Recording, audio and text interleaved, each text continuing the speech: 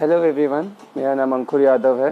मैं पेशे से क्लिनिकल साइकोलॉजिस्ट हूँ और साइकोथेरेपिस्ट भी हूँ। अभी मैं दिल्ली गवर्नमेंट में as a educational vocational guide counsellor काम कर रहा हूँ। आज मैं आप सबके साथ एक लाइव डिस्कशन करने आया हूँ जिसमें आप लोग अपने क्वेश्चन भी पुट ऑन कर सकते हैं। डिस्कशन का टॉपिक है suicide and how to deal with it. जैसा कि आप सभी शायद जानते होंगे या मैं फिर से आप सबको रिमाइंड करा दूँ या बता दूँ कि 10 सितंबर वर्ल्ड वाइड हम लोग सुसाइड प्रिवेंशन डे मनाते हैं, जिसमें हम लोग सुसाइड के लिए अवेयरनेस फैलाते हैं लोगों में। बट उस हिसाब से देखा जाए तो मुझे लाइव 10 सितंबर को आना चाहिए था। बट जहाँ तक मुझे लगता है कि एक पर्टिकुलर डे के दिन ही आना, क्योंकि उस दिन तो सारे लोग लाइव आ ही रहे होते हैं। बहुत सारी चीज़ें हम लोग मिस कर देते हैं क्योंकि इतनी ज़्यादा भीड़ हो रही होती है एक पर्टिकुलर इन्फॉर्मेशन की, हम लोग बस स्क्रॉल करते जाते हैं। इसलिए मैंने आज का दिन चुना कि मैं आज थोड़ा सा अलग हट के या थोड़ा समय बाद आप सबके साथ लाइव आऊँगा, जिससे आप लोग शायद थोड़ा सा फोकस कर पाए मेरी बातों पर। तो सबसे पहले आज हम लोग बात करेंगे कि सुसाइड होता क्या है और थोड़े से फैक्चुअल जो उसके कॉन्सेप्ट्स हैं उसके बारे में बात करेंगे और थोड़े डेटा के बारे में बात करेंगे। वर्ल्ड वाइड जो डेटा सुसाइड के बारे में आजकल चल रहा है, थोड़ा डेटा, क्वांटिटेटिव डेटा जो आजकल हम लोग कलेक्ट कर सकते हैं बहुत सारे रिसर्च या हेल्थ जर्नल मैगजीन्स के थ्रू, उसके बारे में भी बात करेंगे। सबसे पहले तो आज बात की जाए, जैसा कि सुसाइड हम लोग कहते हैं, आत्महत्या जिसको हिंदी में बोलते हैं।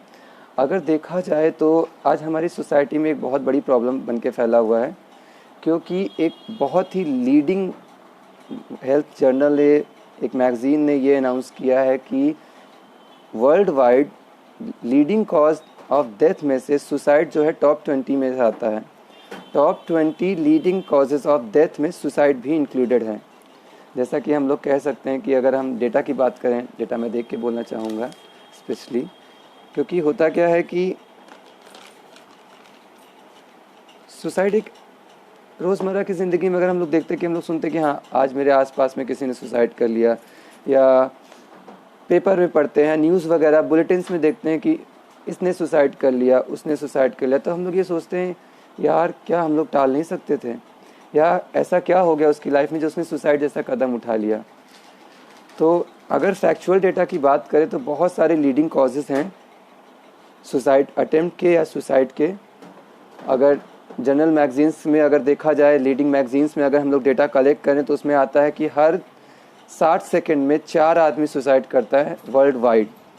और top 20 leading causes of death में सुसाइड टॉप 20 में आता है, जो कि आजकल हमारी सोसाइटी में बहुत प्रॉब्लमेटिक ज़रिए फैल रहा है। अगर हम लोग थोड़ा सा ध्यान दें या थोड़ा सा आइडेंटिफिकेशन दें या थोड़ा सा हम लोग सेंसिटिव हो जाएं अपने आसपास के लोगों के लिए, थोड़ा सा देखें कि हाँ क्या क्या लीडिंग कॉजेज़ या फैक्टर्स हो सकते हैं जो किसी के लिए सुसाइड का कारण बन सकते हैं, या क्या क्या सिम्टम्स हो सकते हैं जिसमें हम लोग अर्ली आइडेंटिफिकेशन कर सकते हैं कि ये पर्सन सुसाइड कर सकता है या अटेम्प्ट कर सकता है। क्योंकि जो लीडिंग मैगजीन्स दिखाती हैं कि हर 60 सेकंड में 4 व्यक्ति सुसाइड कर रहे हैं, उसमें बेसिकली जो सुसाइड में अटेम्प्ट में सफल हो चुके होते हैं उनके ही केसेस दर्ज होते हैं।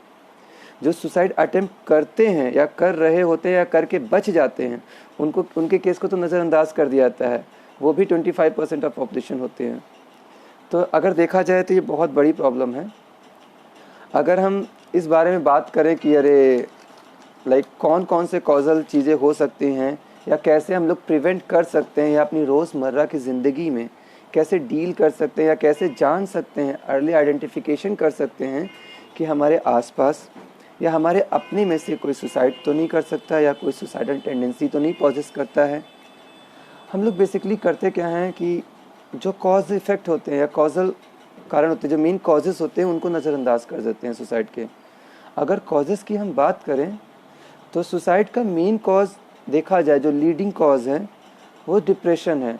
हम लोग क्या करते हैं, जो बहुत जल्दी निगलेक्ट कर देते हैं डिप्रेशन को, उसको कंसिडर ही नहीं करते हैं। हम लोग कहते हैं यार वो बस आजकल थोड़ा उदास रह रहा है, या वो बोलता है वो करेगा नहीं, सुसाइड क्या करेगा, वो बस थोड़ा उदास है, थोड़ा दुखी है, ठीक हो जाएगा।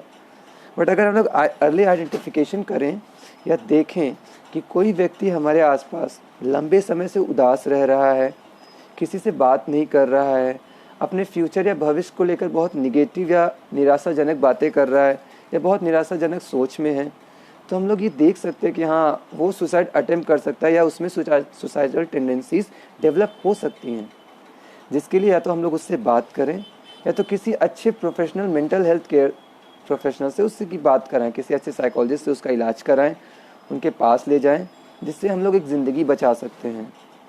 आसपास की लाइफ हम लोग बहुत बड़ी पॉपुलेशन को बचा सकते हैं, क्योंकि जैसा कि डेटा में बताया ही गया, हर 60 सेकंड में 4 व्यक्ति सुसाइड अटेम्प्ट करते हैं, जिसमें वो सफल भी होते हैं।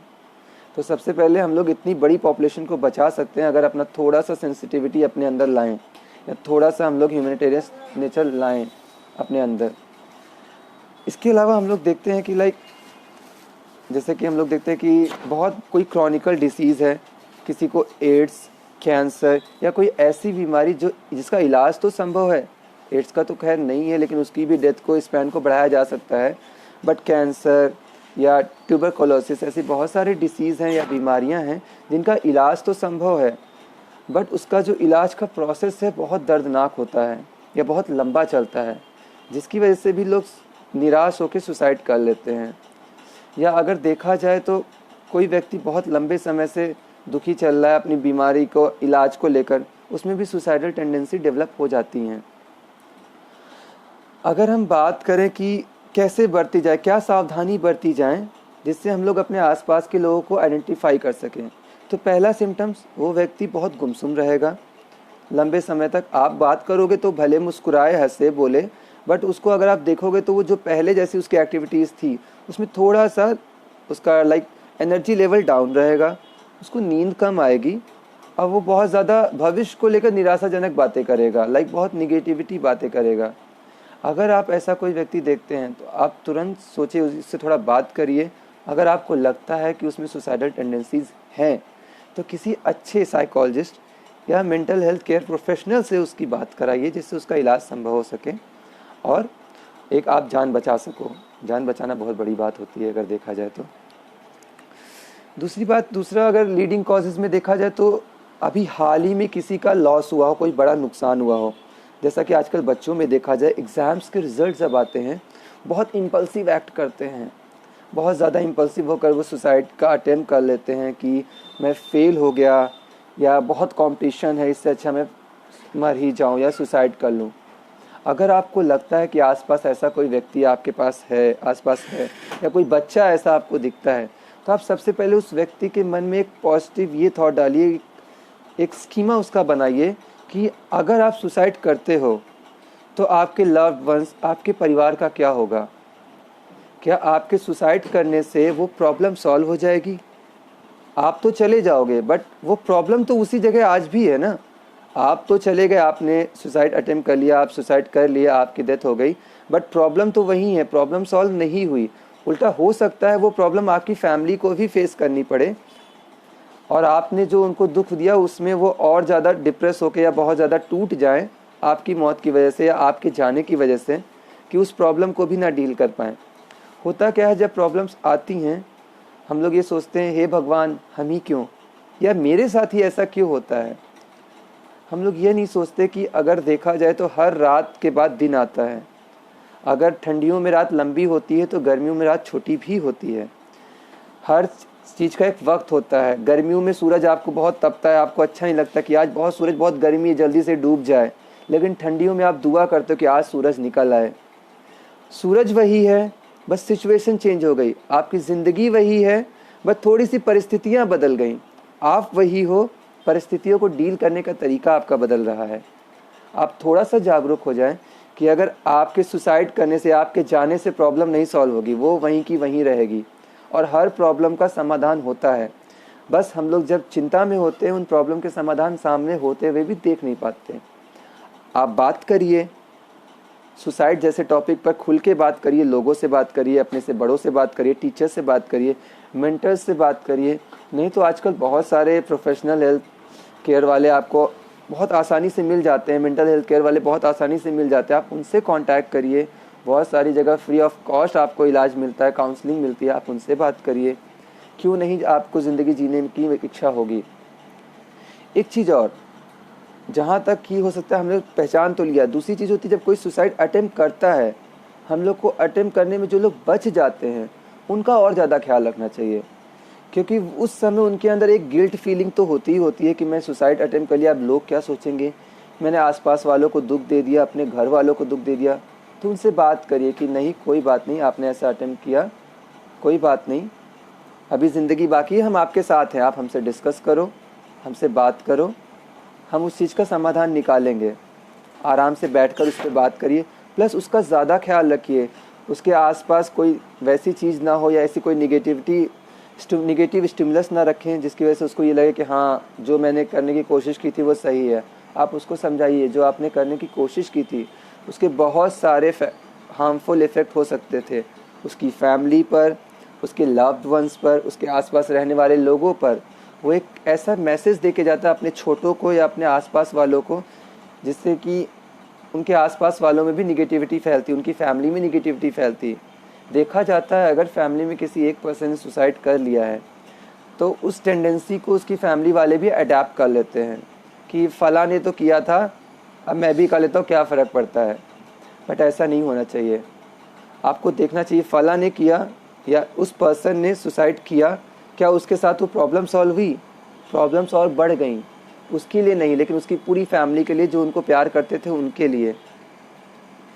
और एक चीज़ हम लोग कर सकते हैं, लगे कि अगर कोई आसपास सुसाइड करने वाला है या उसके अंदर कोई ऐसी टेंडेंसी डेवलप हो रही है, तो सबसे पहले हम लोग उससे ये बात करें, आपको कैसा महसूस हो रहा है, आपको कोई परेशानी तो नहीं है। अगर परेशानी है तो आप मुझसे बात करो, मैं जज नहीं करूँगा। जजमेंट और ये गिल्ट फीलिंग, दो ऐसी फीलिंग होती हैं जो जल्दी इंसान जिसके लिए इंसान एक्सप्रेस नहीं करता अपनी फीलिंग्स को, रियल फीलिंग्स को, कि वो जज होगा या उसको लोग गिल्ट फील कराएंगे या उसको नेगेटिव फील कराएंगे। प्रॉब्लम हम लोग में हो जाती है कि हम लोग इंसान को जज करते हैं, हंस लेते हैं कि हाँ, इतनी छोटी सी बात पे सुसाइड अटेम्प्ट कर रहा है। उस आपके लिए छोटी सी बात होगी, उसके लिए बड़ी बात है। आप उसको बताओ कि प्रॉब्लम छोटी नहीं है, कोई बात नहीं, लेकिन मिलकर अगर हम हल ढूंढेंगे तो हर प्रॉब्लम का हल ढूंढा जा सकता है। क्यों नहीं ढूंढा जाता है? अगर किसी को लगता है कि ये इम्पल्स में आकर सुसाइड कर रहा है, या इसका पेपर ख़राब हो गया, या इसका बिज़नेस ख़राब हो गया, उसकी वजह से सुसाइड कर रहा है, तो आप उसको समझाओ कि भाई, सुसाइड आपका समाधान नहीं है। आपके सुसाइड करने से आपका बिज़नेस अच्छा नहीं हो जाएगा, वो रिज़ल्ट अच्छा नहीं हो जाएगा, उल्टा आपकी फैमिली की हालत और ख़राब हो जाएगी। जो आप थोड़ा बहुत अर्न कर रहे थे या थोड़ा बहुत अपनी फैमिली को होप दे रहे थे, वो भी ख़त्म हो जाएगी। ये चीज़ आप उनको बताइए। प्लस अपने अंदर 3 चीज़ें डेवलप करिए। एक नॉन जजमेंटल बिहेवियर, एक कि आप किसी चीज़ को लेकर किसी इंसान को जज नहीं कर सकते। हर इंसान यूनिक है, हर इंसान अलग है। हो सकता है आपके लिए कोई चीज़ 9 हो, उसके लिए 6 हो, नज़रिया अलग अलग होता है, तो उस पर हंसना नहीं चाहिए, उसको जज नहीं करना चाहिए। एक अनकंडीशनल एक्सेप्टेंस होना चाहिए कि पेरेंट्स क्या करते हैं, बेटा 90% लाओगे तो आप मेरे फेवरेट बेटा हो, मेरा बच्चा हमेशा 90% लाता है। ऐसा नहीं होना चाहिए। होना ये चाहिए कि बेटा आप 90% नहीं भी लाओगे तभी आप मेरे बच्चे ही रहोगे। आप हार्ड वर्क करोगे, उससे आपके मार्क्स अच्छे आएंगे, बट मेरे लिए आप मेरे बच्चे हमेशा रहोगे। आप 90% लाओ, आप 60% लाओ। हम लोगों ने अपने बच्चों की कंडीशनिंग कर रखी है। अगर उन्होंने ज़रा सा कोई अच्छा काम किया, मेरा राजा बेटा। अगर वो गिर गया, उसने कोई गलती कर दी, आप सीधे भड़क जाते कि नहीं, मेरे बच्चा ये बहुत नालायक है, बेकार है, बाकी बच्चे देखो ऐसा कर रहे हैं। आप उनको अनकंडीशनली एक्सेप्ट करिए, कि कोई शर्त मत रखिए कि आप 90% लाओगे तभी मेरे राजा बेटा हो या तभी मेरे अच्छे बच्चे हो। आप सोसाइटी में मेरे को बहुत प्राउड फील कराओगे तभी आप मेरे राजा बेटा हो या मेरे बहुत अच्छे बेटे हो। हर बच्चा यूनिक है। हो सकता है वो 90% ना लाए, बट किसी और चीज़ें बहुत अच्छा हो सकता है वो एक्टिंग में बहुत अच्छा हो, वो डांसिंग में बहुत अच्छा हो, वो पेंट्स में बहुत अच्छा हो, वो अपने आप को एक्सप्रेस बहुत अच्छे से कर लेता हो, राइटिंग में बहुत अच्छा हो। क्योंकि मार्क्स ही उसके वो नहीं है। हम लोग यहाँ पर बच्चों को बेसिकली, बच्चों में सुसाइडल टेंडेंसी देखी जाती है उनके एग्जाम्स के प्रेशर की वजह से। एग्जाम्स के टाइम पे पेरेंट्स को सबसे ज़्यादा ध्यान देना चाहिए बच्चों पे, कि कहीं उसके ऊपर कोई प्रेशर तो नहीं आ रहा है, या वो कंपेयर तो नहीं कर रहा है खुद को कि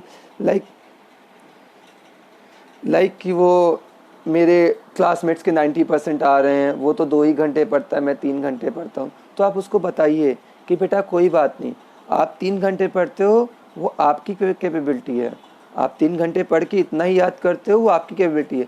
हर किसी का लर्निंग कॉन्सेप्ट सेम नहीं होता, हर किसी की एबिलिटी सेम नहीं होती है, बट हर बच्चा यूनिक होता है। आप मेरे बच्चे हो, वो मेरा बच्चा नहीं है।